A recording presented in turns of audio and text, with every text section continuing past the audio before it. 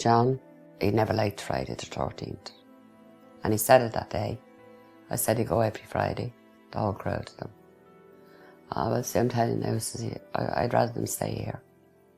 And I said to him, so you're very superstitious, they go every Friday. But that particular Friday, that's what he said. It wasn't only that he had been down there, my mother was in a competition, singing competition with the ladies' club, and my father had seen the inside of the Stardust for the first time.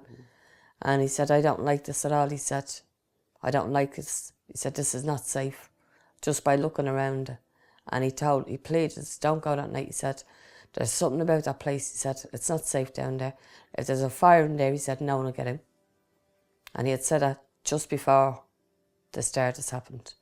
So this particular Friday night, it was the disco competition for KTEL. And it had been a big thing for weeks. Everyone was talking about it, and everyone was going.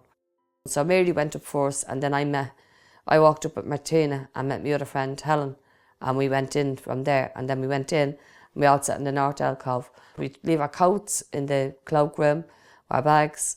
But this particular night we didn't, because we knew that there was a dancing competition on.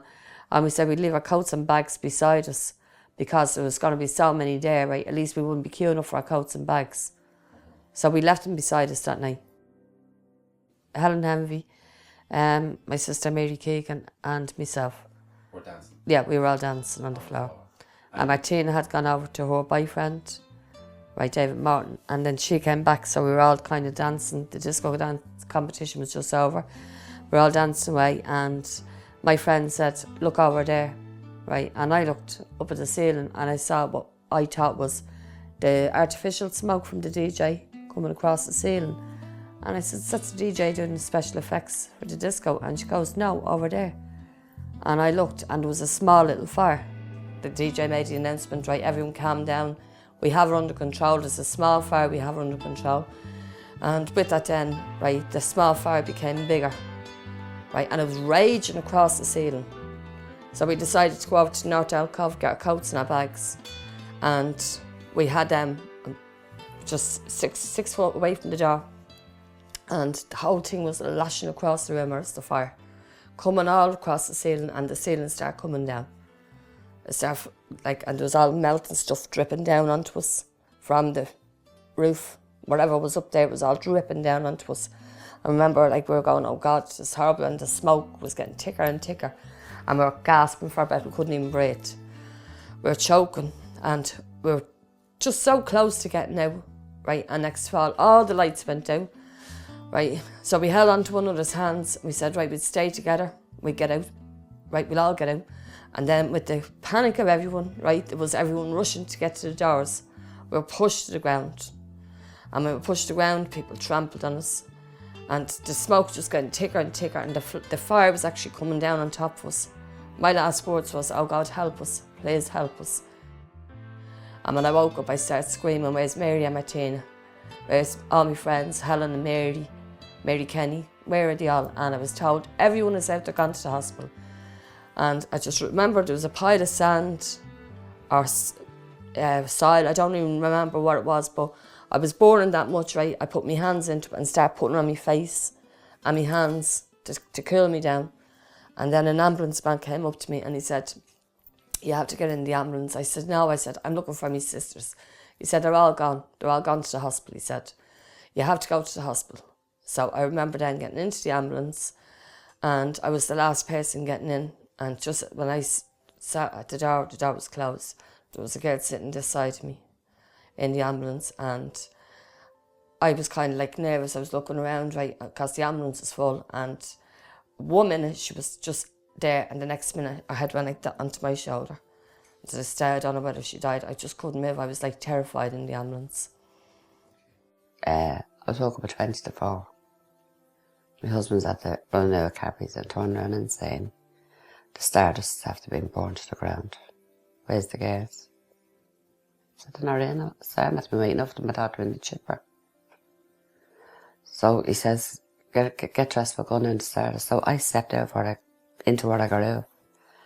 And when I went down, I nearly died. I nearly fell through the floor. As all you could see was all frames, the tubular chairs, And I went into they told us all to go down to the police station. I went down to the police station.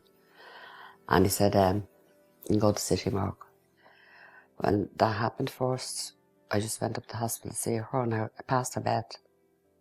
I didn't know her. She was all bandaged up, and her face was all black.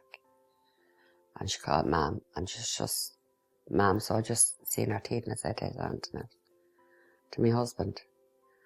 And I came back, and she said, "Where's Mary and Martina?" And I said, "Mary's in the maid, and Martina's in the matter." I was in there for 2.5 weeks. I heard the priest came in, like my mother and father, they were coming to the hospital. And they were changing from their funeral clothes to their ordinary clothes. And I was asking how's Mary and Martina because I had been told that they survived and they were okay. And when my mother and father would come, I'd say, "How's Mary?" And my mum would say, "Oh, she's grand. She was asking for you." I didn't want to upset her. Her breathing was bad. So I said, "I'm after losing 2, I'm not going to lose 3. You know, sometimes she wouldn't even talk to me. She'd say, "Well, you know," a whisper. Yeah, because she swallowed some of the smoke. I was worried because I thought my mum and dad was going to give out to me because Mary and Martina was dead. And I had promised my father that I'd look after them. And that is the thing that I have had to live with, right? The guilt. I know my mother and father never blamed me for Mary and Martina's deaths. But I've always had that guilt because I survived and they didn't. And it's like a living nightmare. That was a living hell that I was in that night in the Stardust and my sisters. Like, just remember, it's so clear, the whole lot just coming down on top of us, the flames everywhere. It was just horrible. I'd never, ever, ever want to experience that. I never want anyone to experience that. It was a nightmare.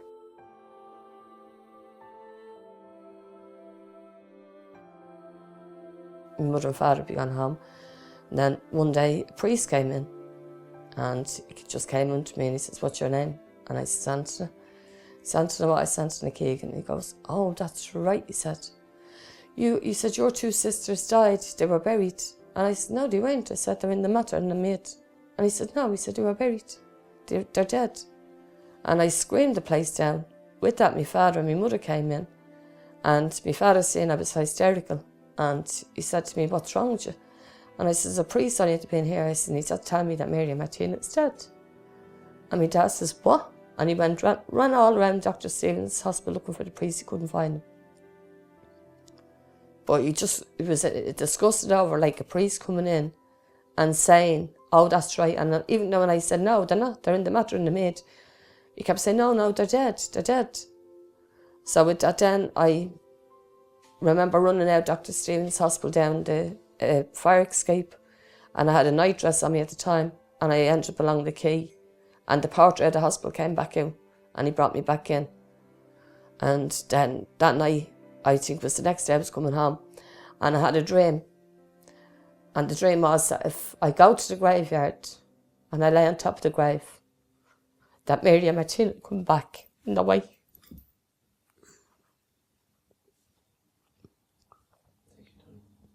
And the following day my father came up and brought me home, and he insisted on him bringing me to the graveyard. And I just said to my dad, I said, "I have to lie down here because Mary and Martina's going to come back." And he said, "They're not, they're dead. They're not going to come back." O Father up in heaven, O Lord up above, please guide and protect the guy that I love. Keep him from danger, save him from fear. Show me the way his actions to steer. You know, Lord, I love him with all my heart, so keep us together, never to part. But if this guy should ever leave me, when he gets to heaven, please tell him from me, I love him forever. But if I am first to rise above, please give him a message, a sign of love, written in pen, sealed with a kiss. His name is David, the guy that I miss when you're not around.